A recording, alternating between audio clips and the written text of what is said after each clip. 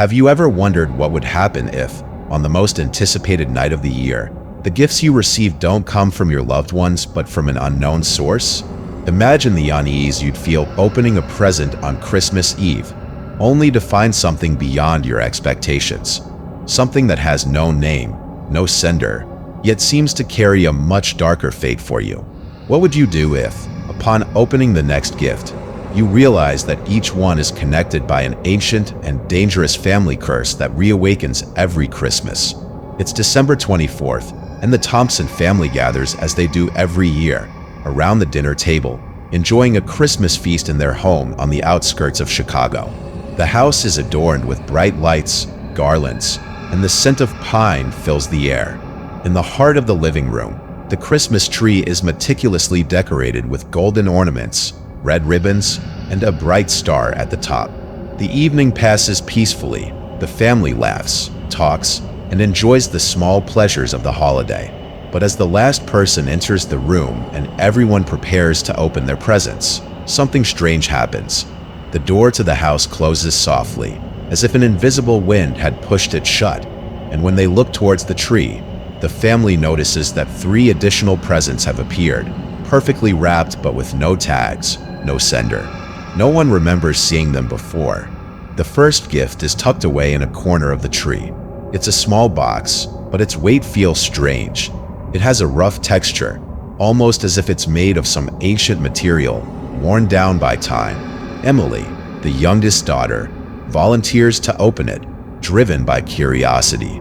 Inside, she finds an old porcelain doll, covered in dust. The doll's eyes seem empty, but when she looks at it longer, something about them sends a chill down her spine.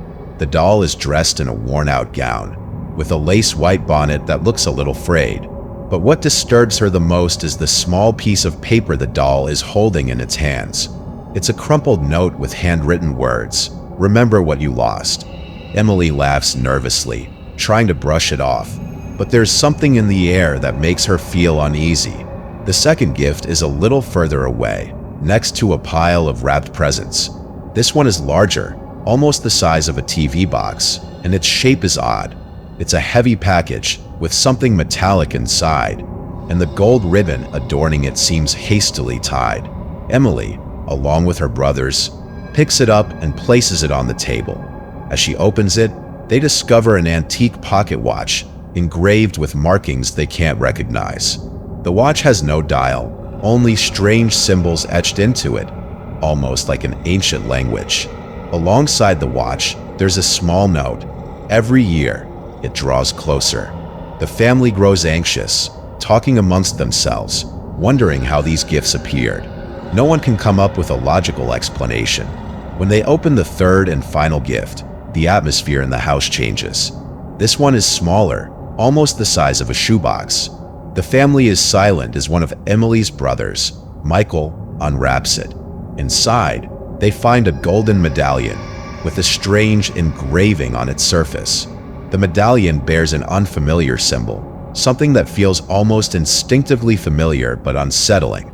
When they open the medallion, they find a black and white photograph of a strange family with the word "forgotten" written on it. As they stare at the photo, a shiver runs down everyone's spine because the family in the picture looks remarkably like them.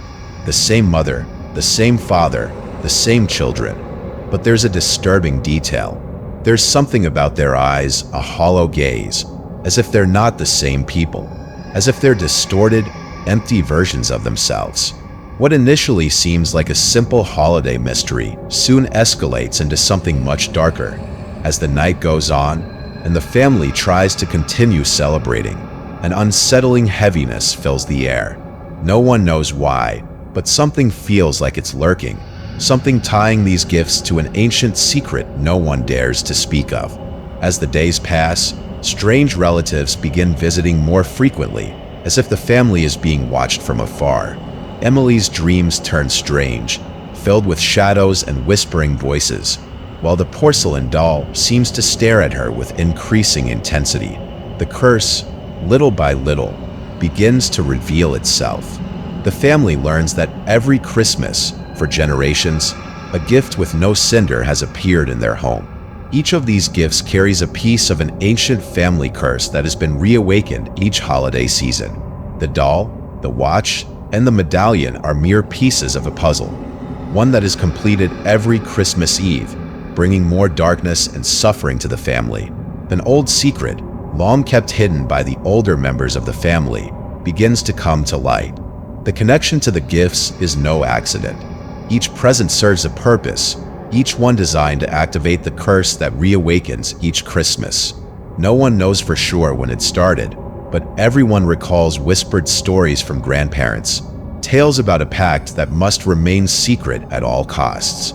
Each generation of the Thompsons has suffered the consequences of this pact, and now it's Emily and her siblings' turn. The family tries to destroy the gifts, but they always come back, always reappear, as though an invisible force places them back under the tree. Emily's dreams grow more vivid, more lucid. In them, a faceless figure whispers to her, "The price must be paid." She starts to understand that there is no escape. The gifts, the symbols, the words, they're all tied to the family pact, to the evil that has been haunting the Thompsons for centuries.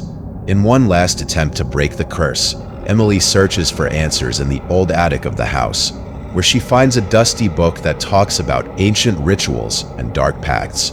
The book reveals that the only way to break the curse is to make a sacrifice that requires giving up something far greater than just a life. She must relinquish a precious memory, a fragment of her own soul. By the end of this Christmas Eve, as the pocket watch strikes midnight, Emily faces the most difficult decision of her life: to make the sacrifice and end the cycle, or allow the darkness to consume her family, just as it did with generations before them. The final image of the story is of a mysterious figure peering through the window, a cold smile on its face. "It's your turn," it whispers to the wind. If this story has left you thinking, if you feel like it's touched you in some way, don't forget to hit the like button, leave a comment, and follow the channel for more stories like this. And if you ever find a gift with no cinder at your door, remember, not everything you receive is what it seems.